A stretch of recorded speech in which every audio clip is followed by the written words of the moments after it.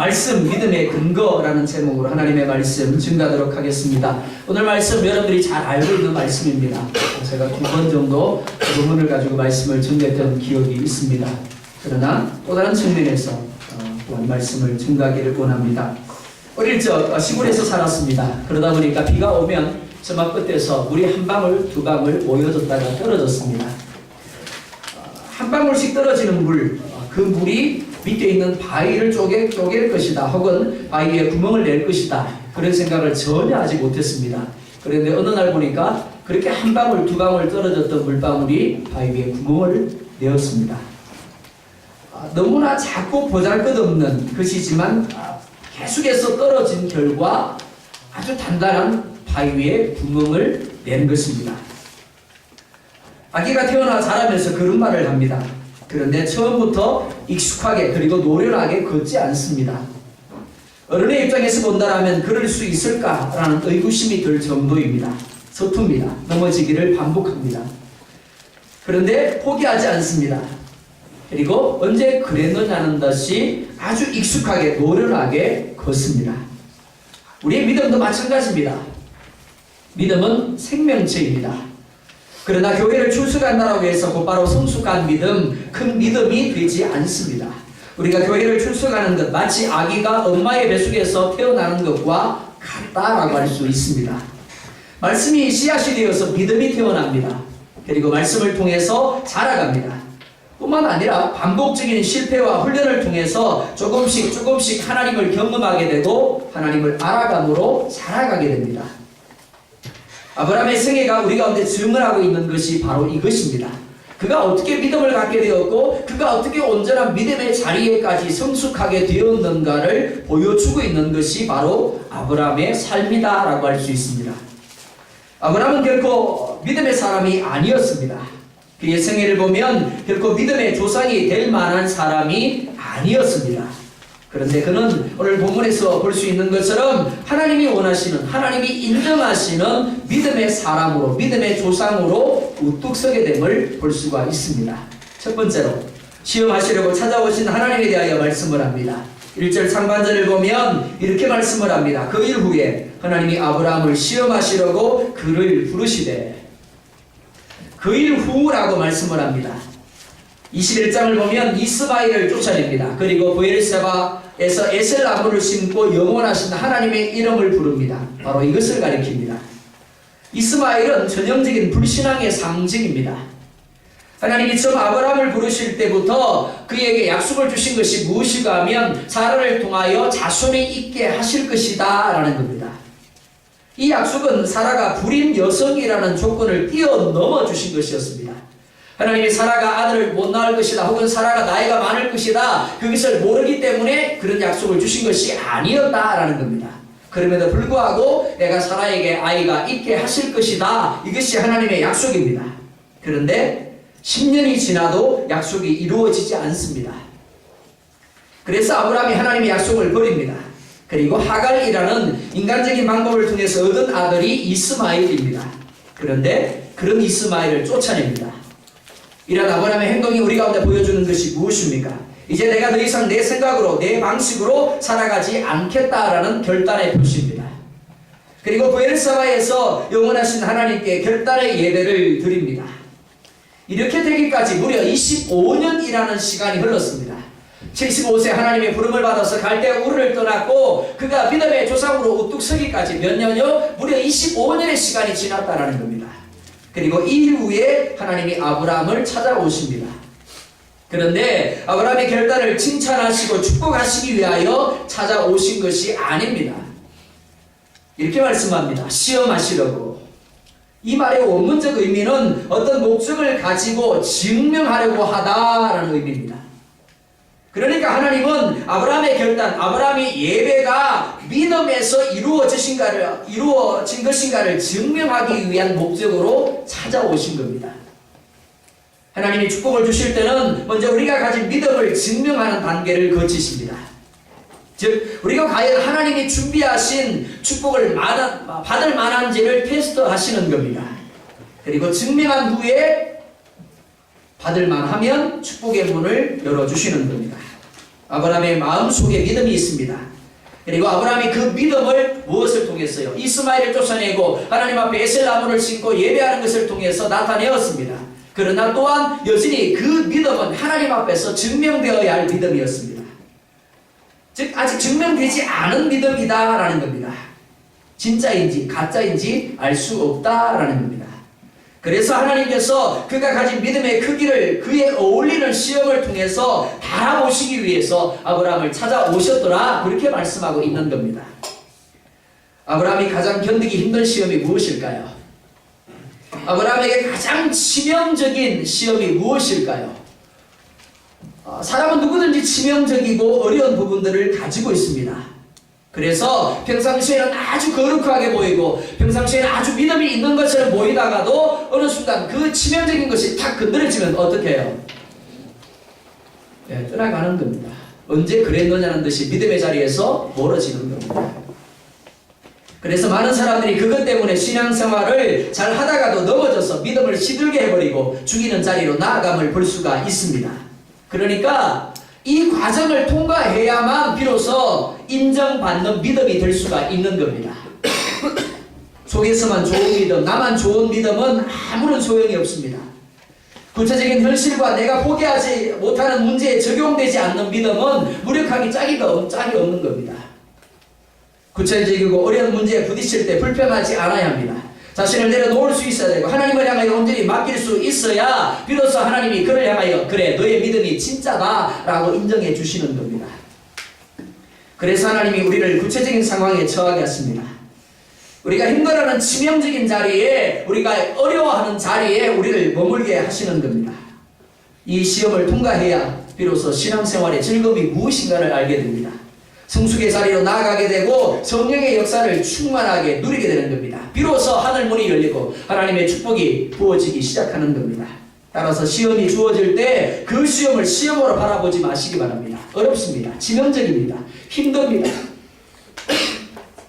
고통스러울 수밖에 없습니다. 그러나 그것을 역설적으로 바라보시기 바랍니다. 축복으로 바라보십시오. 성숙의 자리로 충만함의 기회로 바라보시기 바랍니다. 그리고 어떤 일이 있어도 반드시 통과하시기 바랍니다. 그래야만 하나님이 예비하신 또 다른 축복을 누릴 수가 있는 겁니다. 두 번째로, 그렇다면 하나님이 아브라함을 시험하신 내용이 무엇인가 하는 겁니다. 하나님이 각 사람을 테스트하실 때 하나님이 들고 오는 내용, 시험지 내용은 다릅니다. 왜냐하면 사람마다 기질이 다르고 처한 상황이 다르고 믿음이 다르기 때문에 그렇습니다. 하나님이 아브라함을 테스트하신 내용은 물질이 아닙니다. 건강이 아닙니다. 이성의 문제도 아닙니다. 2절을 보면 이렇게 말씀을 합니다. 우리 2절 말씀 같이 한번 보도록 하겠습니다. 시작. 여호와께서 내 사랑하는 독자 이삭을 데리고 모리아 땅으로 내가 내게 알려준 아멘. 하나님이 아브라함에게 요구하신 것 두 가지입니다. 첫째, 이삭을 아브라함의 손으로 잡아서 번제로 드리라고 말씀을 합니다. 하나님의 요구는 결코 순종할 수 없는 명령입니다. 제정신이라면 결코 받아들일 수 없는 명령을 하나님께서 그의 믿음을 달아보기 위한 시험으로 주신 겁니다. 하나님은 이삭을 바치라고 합니다. 그런데 왜 그래야 하는지 이유를 아브라함에게 설명하고 있지 않습니다. 사람이 아무리 어려운 환경에 처해도 왜 자신이 그러한 상황에 머물게 되었는지 이유를 알게 된다면 조금은 고개를 끄덕일 수 있습니다. 그런데 하나님은 아브라함을 향하여 이삭을 번제로 드리라고 말씀하시면서 왜 그래야 하는지 이유를 말씀하지 않습니다. 뿐만이 아니라 이는 지금까지 아브라함이 경험했던 하나님의 성품과 전혀 맞지 않는 것입니다. 그가 경험한 하나님 어떤 하나님입니까? 사랑의 하나님입니다. 자비의 하나님입니다. 그리고 인격적인 하나님이시고 윤리적인 분입니다.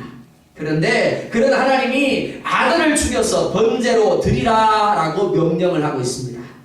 더 나아가서 이런 하나님의 약속과도 일치되지 않는 것입니다. 하나님은 이삭에게서 나는 씨라야 내 씨라 칭할 것이다 라고 하였습니다. 그러니까 이삭은 죽어서는 안 됩니다. 결혼을 해야 하고 자식을 낳아야 합니다. 그래야 하나님의 약속이 이루어지는 겁니다. 그렇기 때문에 이 명령은 인간적인 것을 떠나서 결코 순종할 수 없는 것이다 라고 할 수 있습니다.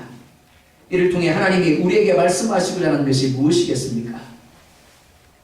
이사야 55장 8절과 9절을 보면 이렇게 말씀을 합니다. 내 생각이 너희의 생각과 다르며 내 길은 너희의 길과 다름이니라. 여호와의 말씀이니라. 이는 하늘이 땅보다 높음같이 내 길은 너희의 길과 다름이니라. 여호와의 말이니라. 어떻다고요? 다름이니라 라고 말합니다. 한글 성경에서는 다르다 라고 번역되었지만 원문적인 의미는 아니다 라고 되어 있습니다.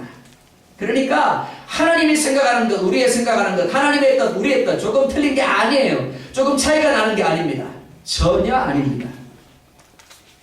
무슨 말인가 하면 하나님은 결코 우리의 좁은 논리와 제한된 사고를 가지고 이해할 수 있는 분이 아니다라는 겁니다. 아무리 우리가 하나님을 이해하고 이해하려고 할지라도 결코 이해할 수 없는 분이 누구라고요? 하나님이다라는 겁니다. 따라서 우리는 아브라함처럼 이해할 수 없는 명령을 받았을 때, 결코 받아들일 수 없는 상황에 처했을 때 하나님을 향하여 왜요? 라고 목적과 이유를 이해하려고 하면 안 됩니다. 그러면 더 힘들어지는 거예요.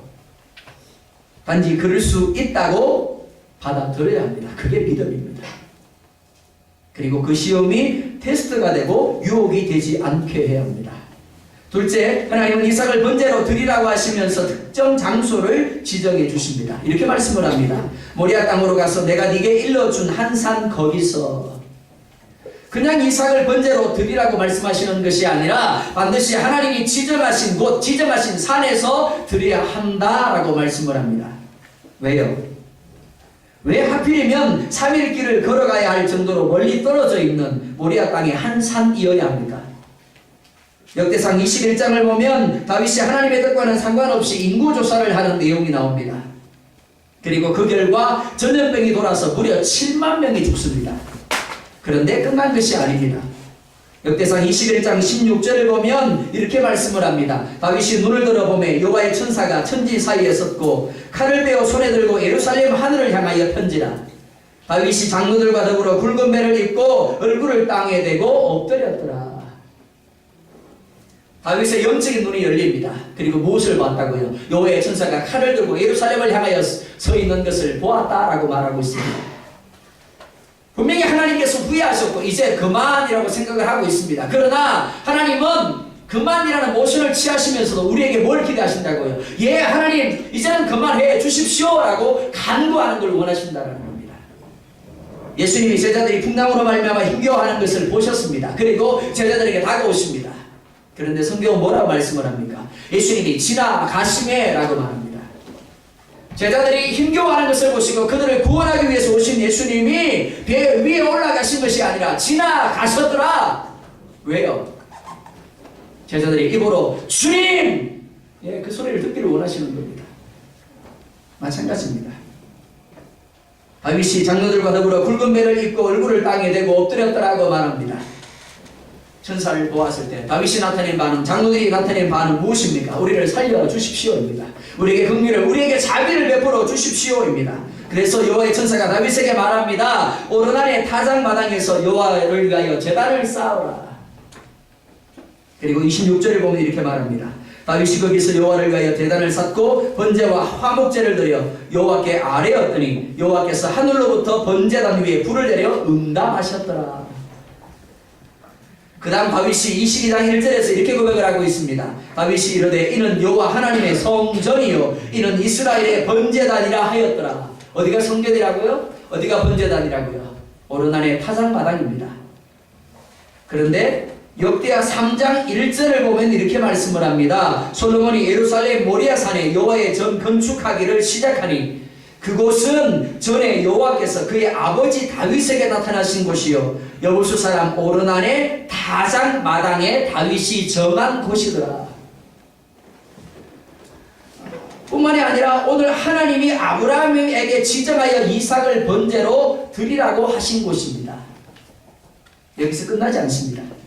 창세기 12장 1절을 보면 이렇게 말씀을 합니다. 여호와께서 아브라함에게 이르시되 너는 너의 고향과 친척과 아버지의 집을 떠나 내가 너에게 보여줄 땅으로 가라. 자, 여러분들이 묻습니다. 하나님이 아브라함에게 보여주는 땅이 어딘데요?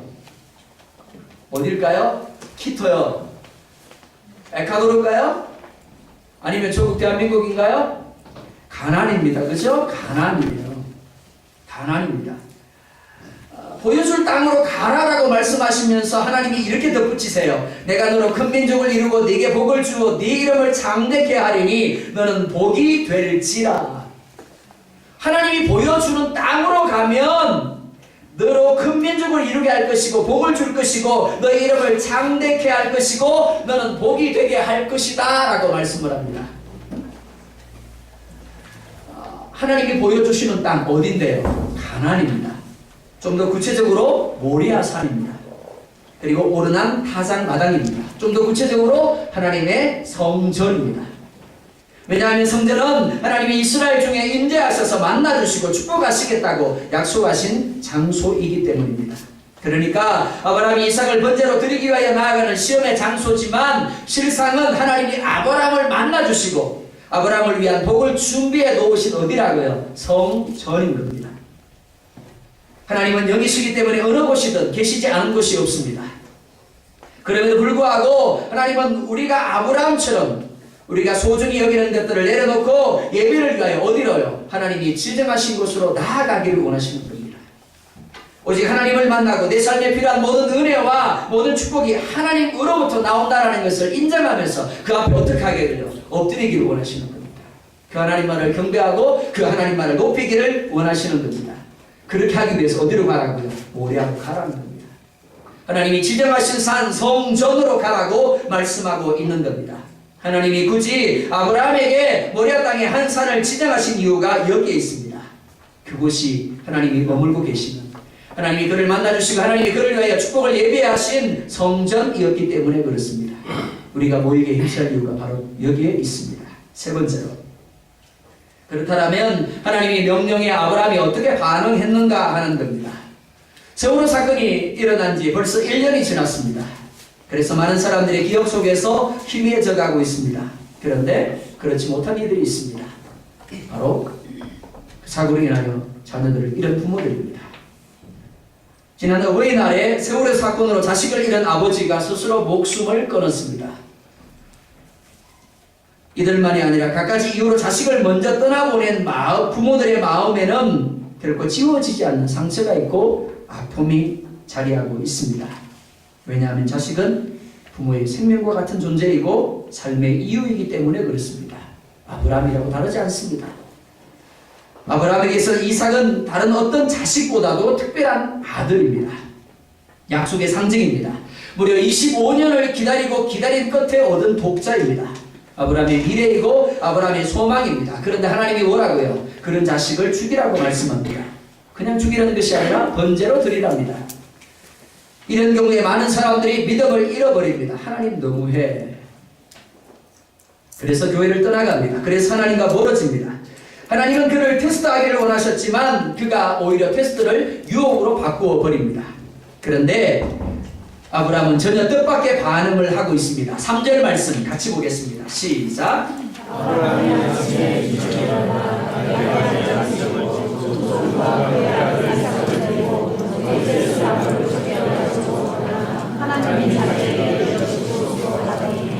아멘. 자, 아브라함이 어떻게 했다고요? 첫 번째, 아브라함은 아침에 일찍 일어났더라 라고 말합니다.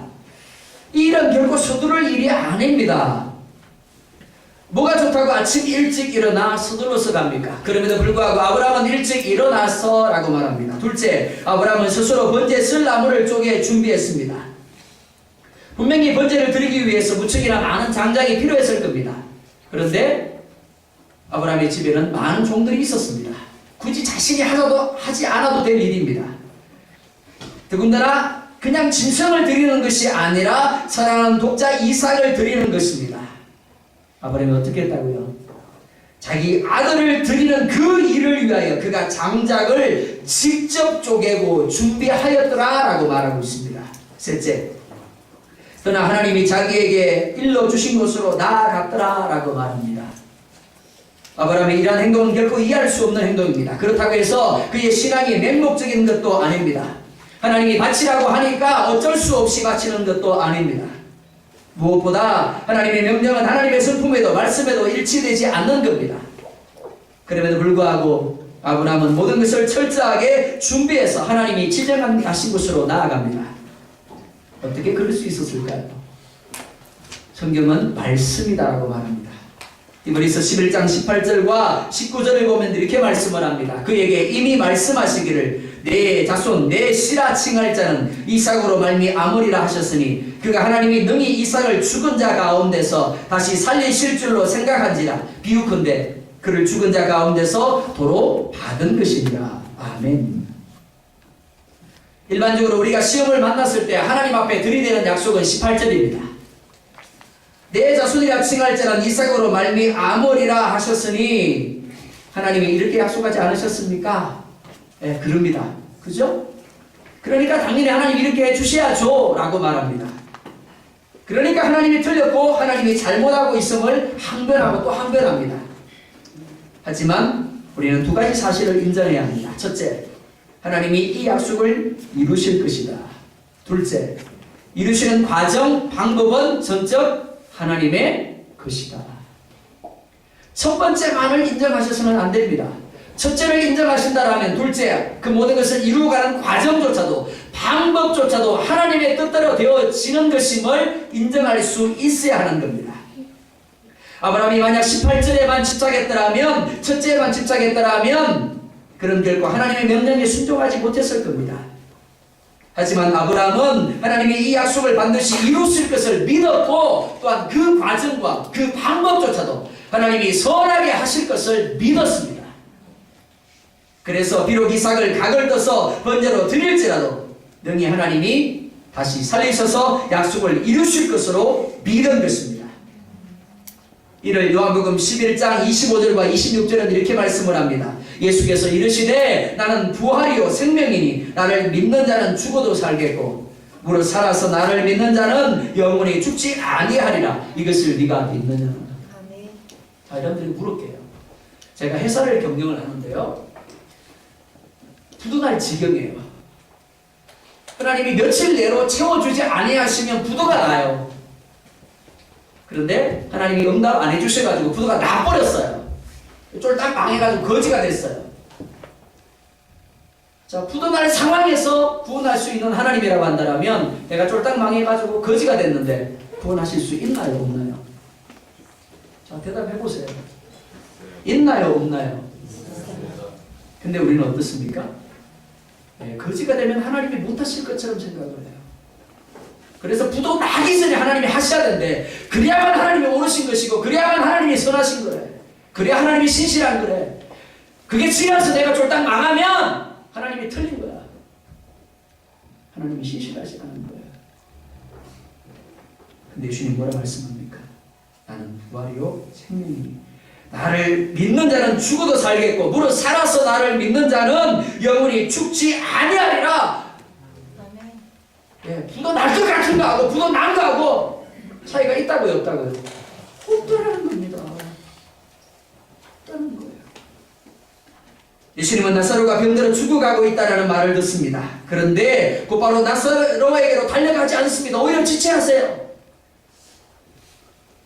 예수님이 나사로에게 가신 것, 나사로가 죽은 지 4일이 지난 후였습니다. 실제가 썩습니다. 진물이 흘러내립니다. 그렇기 때문에 그 어느 누구도 나사로가 살 수 있다고 생각하는 사람은 없었습니다. 그런데 주님은 그 나사로를 향하여 이렇게 말씀을 합니다. 그리고 죽은 4일이 지난 나사로가 죽음으로부터 일어나게 됩니다. 그런데 구약의 아브라함에게 이 믿음이 있었다는 겁니다. 부활이요 생명이신 예수 그리스도에 대한 믿음이 이 아브라함에게 있었다는 겁니다. 예수가 부활이요 생명이기 때문에 죽을지라도 다시 살리실 줄로 믿었더라. 그래서 말도 안 되는 하나님의 명령에 순종하였던 겁니다. 또한 5절을 보면 이렇게 말씀을 합니다. 5절 보겠습니다. 시작.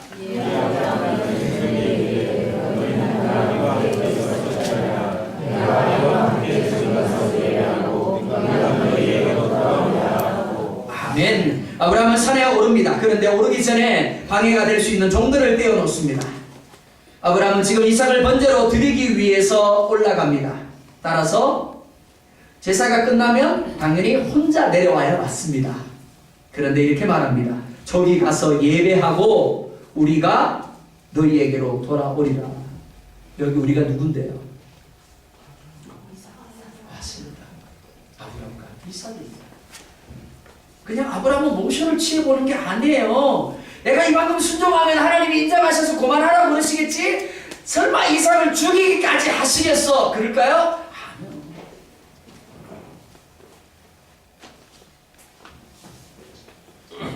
아브라함은 분명 이삭을 향하여 칼을 내리칠 겁니다. 그리고 그를 번제로 드려서 제가 될 때까지 태울 겁니다. 그런데도 뭐라고요? 내가 이삭과 함께 내려올 것이다. 예배란 이런 것입니다. 예배란 조상집과 잔치집을 합쳐놓은 겁니다. 예수님과 함께 십자가에 죽습니다. 그러니까 예배 때마다 우리는 울어야 돼요. 울어야 됩니다. 회개하면서 하나님 앞에 울어야 되는 겁니다. 하나님 앞에 생각하면서 울어야 돼요. 우리 자신을 십자가에 못 박아야 됩니다. 그러나 그것으로 끝나버리면 안 됩니다. 예수님과 함께 다시 살아나야 되는 겁니다. 부활이요, 나는 생명이니 바로 그 예수님과 함께 살아나서 이 자리를 나가 있어야 되는 겁니다. 그러니까 예배가 끝난 후에 나는 예배 전에 내가 아닙니다. 이삭처럼 죽었다가 다시 살아난 존재인 겁니다. 아브라함은 이를 믿음으로 고백하고 있는 겁니다. 뿐만 아닙니다. 7절 보면 이삭이 아버지에게 이렇게 묻습니다. 내 아버지여 하니 그가 이르되 내 아들아 내가 여기 있노라. 이삭이 이르되 불과 나무는 있거니와 번제할 어린 양은 어디 있나이까. 여러분이 아브라함이라면 어떻게 대답했겠습니까? 아브라함은 대답합니다. 하나님이 자기를 위하여 친히 준비하시리라. 이는 가깝게는 순양을 가리킵니다. 그러나 멀게는 예수 그리스도를 가리키는 겁니다. 이삭은 물론이고 구약시대 성전에서 드려진 모든 제물들은 예수 그리스도를 예표하는 것입니다. 아브라함은 믿음으로 이를 보고 있었던 겁니다. 동일한 시험이나 어떤 사람에게는 테스트가 됩니다. 그러나 반면 어떤 사람에게는 유혹이 됩니다. 무엇이 다릅니까? 한 사람은 말씀을 근거로 반응하고 한 사람은 자기 자신을 근거로 반응을 합니다. 내가 보고 내가 듣는 것, 내가 느끼는 것 중요하지 않습니다. 중요한 것은 하나님이 무엇이라고 말씀하고 있는가 하는 것입니다. 여러분들이 묻습니다. 내게 믿음이 있다? 하나님이 살아계시다? 하나님이 나와 함께하고 계시다? 여러분들이 근거로 삼는 것이 무엇입니까? 내가 보기 때문에? 내가 듣기 때문에? 혹은 내가 느끼고 있기 때문에? 아니요. 그 느낌은 언제든지 내게서 사라져갈 수 있는 겁니다. 봄과 들음은 유한할 수밖에 없습니다. 정말 여러분들이 믿음의 근거로 삼아야 할 것은 오직 하나뿐입니다. 하나님의 말씀입니다. 하나님은 아들 이삭을 번제로 드리라는 명령을 통해서 아브라함의 믿음이 자신을 근거로 한 것인지 아니면 하나님의 말씀을 근거로 한 것인지를 보기를 원하셨습니다. 하나님께서 우리에게 주신 가장 중요하고 가치 있는 것 바로 하나님의 말씀입니다. 하나님은 우리에게 말씀이 전부가 되기를 원하십니다. 최고가 되기를 원하십니다. 나의 느낌이 아닙니다. 나의 생각이 아닙니다. 말씀이 모든 판단과 결정의 근거가 되어야 합니다. 아브라함에게 이삭은 미래이고 소망이고 꿈이고 비전입니다. 그런데 하나님은 그런 이삭 대신에 말씀을 택하라고 말씀을 합니다. 여러분에게도 이삭과 같은 것들이 있을 것입니다. 이삭과 같은 자식일 수도 있고요. 물질일 수도 있고 나의 미래에 대한 꿈일 수도 있습니다. 하나님께서는 그 모든 것과 말씀 가운데 어느 것이 우리에게 더 가치 있고 중요한가를 묻고 있습니다. 사람들은 불안하기 때문에 눈에 보이는 것 그리고 귀에 들리는 것 느끼는 것에 집착을 합니다. 하나님 정말 살아계시다면 하나님 정말 나와 함께하고 계시다면 좀 보여주세요. 들려주세요. 보여주고 있잖아요. 들려주고 있잖아요. 뭘 통했어요? 말씀을 통했어요. 얼마나 더 여러분들을 향하여 내가 너희와 함께하고 있다고 내가 너희를 사랑한다라고 하나님 말씀해 주셔야 되는데요. 얼마나 더 보여주셔야 되는데요.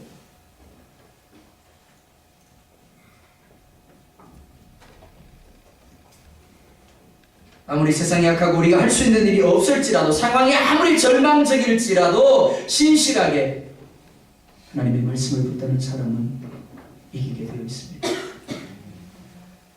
눈에 보이는 현실보다, 나의 생각이나 판단보다, 나의 느낌보다 하나님의 말씀을 붙드시기 바랍니다.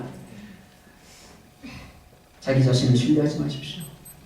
상황을 신뢰하지 마십시오. 여러분이 정말 신뢰하고 붙들어야 할 것, 하나님의 말씀입니다.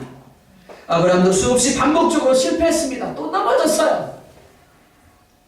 25년의 시간 동안 그가 우리 가운데 보여준 모습, 대단한 모습 아닙니다. 저 사람이 무슨 믿음의 조상이야. 하필이면 왜 하나님이 저런 사람을 택하셨어?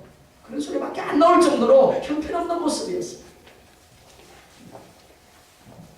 하지만 그럼에도 예배하고, 그럼에도 하나님 말씀을 듣고, 마침내 오늘 본문에서 보는 것처럼 이삭까지 내어드리는 자기 자신이 아닌 오직 하나님의 말씀에 근거하여 순종하는 자리에 이르게 된 것입니다.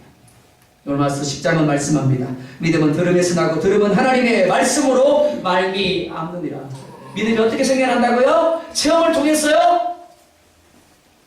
아니요. 내가 하나님의 역사를 보기 때문에 믿음이 생겨나는 게 아니고요. 내가 듣기 때문에 생겨나는 것이 아니고 뭘요? 오직 하나님의 말씀 때문이라고 말합니다. 이 말씀이 믿음이 생겨나게 만들고, 이 말씀이 믿음이 자라나게 만들고, 이 말씀이 우리의 믿음을 온전하게 한다라고 말씀하고 있습니다. 사랑하는 성도 여러분, 여러분의 믿음의 근거는 무엇입니까?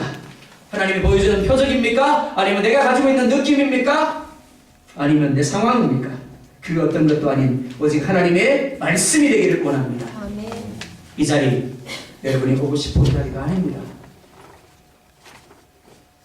하나님이 여러분의 마음을 주장하셔서 오도록 하셨기 때문에 여러분들이 이 자리에 앉아 있는 겁니다. 그렇기 때문에 하나님이 하십니다. 믿음을 주시는 분도 하나님이시고, 그 믿음을 자라게 하시는 분도 하나님이시고, 그 믿음이 열매를 맺어서 하나님 앞에 나아가도록 하는 분도 하나님이신 분 믿으시기 바랍니다. 아멘. 그 보존으로 그 아들을 십자가에 내어주신 겁니다. 그 아들을 십자가에 내어주면서 당신의 말씀이 신실하고 당신의 말씀이 반드시 이루어질 것을 우리가 보존하고 있는 겁니다. 그렇기 때문에 여러분이 해야 할 것, 제가 믿어지지 않을 수 있습니다. 내 믿음이 불완전할 수 있습니다. 왜 하나님 내게는요? 라고 말할 수 있습니다. 그렇지만 아브라함처럼 예배하고 하나님 말씀을 읽고 듣고 보며 묵상하고 배울 수 있다면 여러분들이 알지 못하는 가운데 하나님 여러분들을 이끌어가십니다. 그리고 오늘 아브라함처럼 그들의 성숙한 자리에서 오직 말씀으로 아멘 하며 우리가 내어드리는 자리에 이르게 할 줄 믿습니다. 아멘. 그런 자리에 나아가는 저번도 되기를 주의 이름으로 축원드립니다. 아멘. 기도하겠습니다.